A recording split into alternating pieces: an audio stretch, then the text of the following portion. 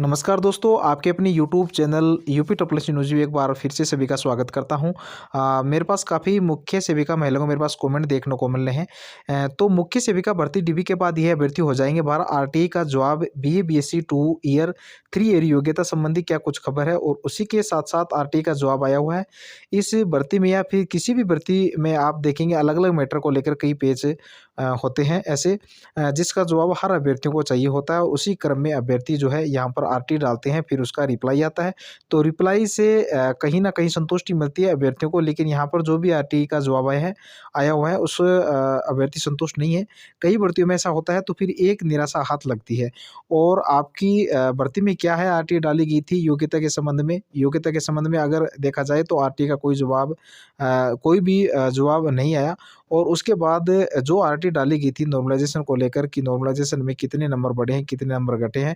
क्योंकि देखिए भर्ती में अभी जो भी बहुत सारे अभ्यर्थी हैं जिनको निराशा हाथ लगी है, जिनका डीवी के लिए रिज़ल्ट नहीं जारी हुआ, और उनका कहना है कि उनके नंबर जो थे वह कट ऑफ जितनी गई है उतने होने के बावजूद उनका जो है उससे ज़्यादा भी है। उतना भी बहुत सारे अभ्यर्थियों का, लेकिन उनका जो चयन है डीवी के लिए नहीं हो पाया है। तो इसके लिए उन्हें जो अभ्यर्थियों ने वो आरटीई पहले डाली, और अभ्यर्थियों की योजना पहले से थी कि आरटीई डालेंगे। जो भी रिप्लाई आएगा उसके बाद आगे का जो भी निर्णय होगा लिया जाएगा कि आगे क्या कुछ करना है। क्योंकि नंबर तो एक्चुअल में घटे हैं, ये तो सभी को पता है कि नंबर वाक़ई में एक्चुअल में घटे हैं। ये तो सबको पता है, किसी को कोई अभ्यर्थी ऐसा नहीं किसी को पता नहीं है। लेकिन जिस प्रकार से जो नॉर्मलाइज़ेशन की वजह से नंबर घटे हैं, अगर ये नॉर्मलाइज़ेशन सही है तो आखिर क्यों इसका विरोध हो रहा है?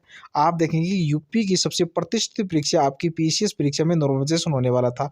अभ्यर्थियों ने इस तरीके से विरोध किया कि 4 से 5 दिन तक अनवरत रूप धरना चला, और शासन सरकार आयोग जो है बिल्कुल घुटने टेक दिए अभ्यर्थियों के आगे, और यही परिणाम उन्होंने मान लिया कि जो परीक्षा जो है वो एक ही दिन में करवाई जाएगी। फिर एक ही दिन के लिए नोटिस जारी हुआ। तो अगर नॉर्मलाइज़ेशन जो है सही है, तो फिर क्यों अभ्यर्थियों को पीसीएस परीक्षा के लिए उनको एक्सेप्ट नहीं किया, और क्यों आखिर सरकार ने अपना निर्णय बदल दिया?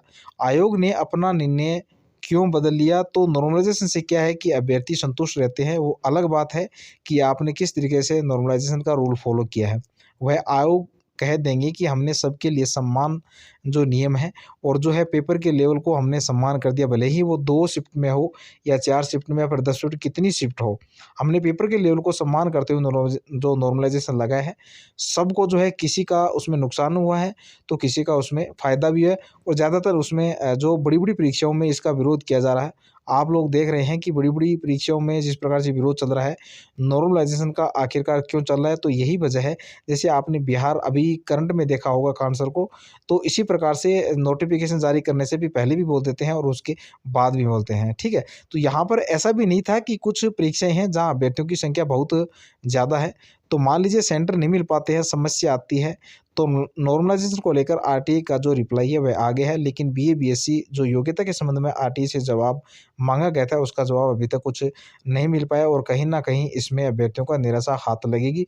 डीवी के रिज़ल्ट के बाद, क्योंकि उस टाइम आप देखेंगे कि जब रिज़ल्ट जारी हुआ था, उसी टाइम ये जानकारी मिली थी, जो कि आयोग कोई ऑफ़िशियल नोटिस जारी किए थे, ना ही विभाग से ऑफ़िशियल नोटिस जारी हुई थी। लेकिन जानकारी ये थी कि डीवी के लिए सबका रिज़ल्ट जारी होगा, बट जो फाइनल रिज़ल्ट जारी होगा इस भर्ती में योग्यता संबंधी जो भी रूल है, उसको फ़ॉलो करते हुए बहुत सारे अभ्यर्थी यहाँ पर बाहर हो जाएँगे। तो उम्मीद बहुत ज़्यादा है यहाँ पर कि जो भी योग्यता के अंतर्गत जो योग्यता माँगी गई है, योग्यता के अंदर नहीं आएँगे अभ्यर्थी, वो बाहर हो सकते हैं। जिसमें कि आपको जैसे कला वर्ग की अगर बात है, कला वर्ग तो शामिल होगा, तो विज्ञान वर्ग भी हो सकता है। 2 ईयर 3 ईयर वाली जो बात है वही सेम। और देखिए यहाँ पर अभ्यर्थियों का कमेंट आया है, जिस प्रकार से जो कमेंट देखने को मिल रहा है, वो लगभग यही कमेंट सबसे ज़्यादा देखने को मिल रहा है, ठीक है?